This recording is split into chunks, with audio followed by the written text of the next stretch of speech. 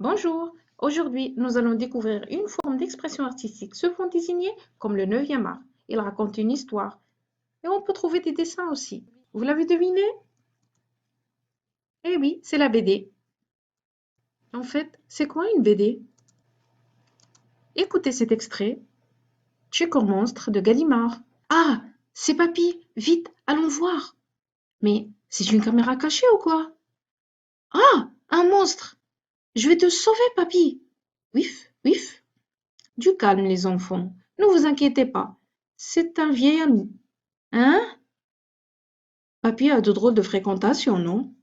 Si Gluglut est ici, j'en déduis que l'un de vous n'a pas pu résister à l'envie de fouiller dans mes affaires et a trouvé le tchèque en monstre, n'est-ce pas? Eh, minute, cette chose ne peut pas sortir du truc monstre que j'ai trouvé? Appelle la police, papy. Justin vient d'avouer son vol. Alors, dans cette leçon, je découvre ce qu'est une bande dessinée. Cette page est une planche. Cette partie qui contient les deux images est une bande. Une bande dessinée est constituée d'un ensemble d'images qu'on appelle vignettes et dans cette planche, on a 5 vignettes. Une planche est une page entière de la BD composée de plusieurs bandes.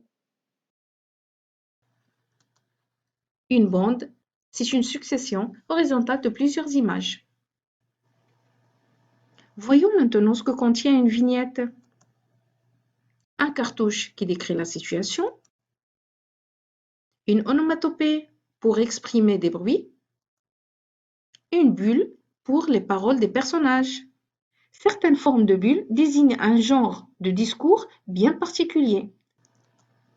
Une parole, un cri ou une pensée.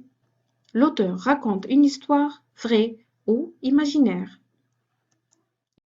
Il choisit un thème, un lieu, une époque et des personnages qu'il fait agir. Parfois, on trouve plusieurs auteurs. Le scénariste qui s'occupe des textes et le dessinateur qui s'occupe des dessins. Les personnages peuvent être réels ou fictifs.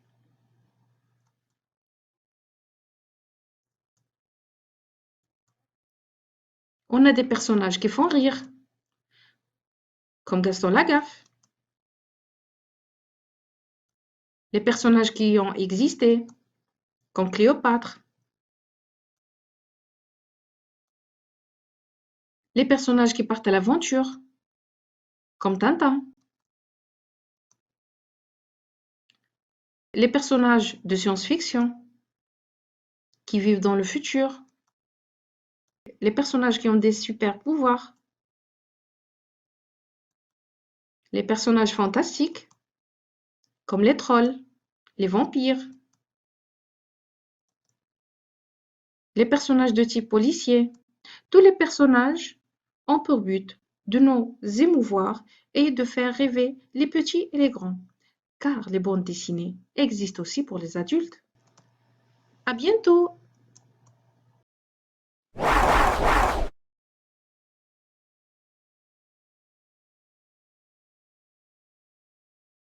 Mesfichespratiques.com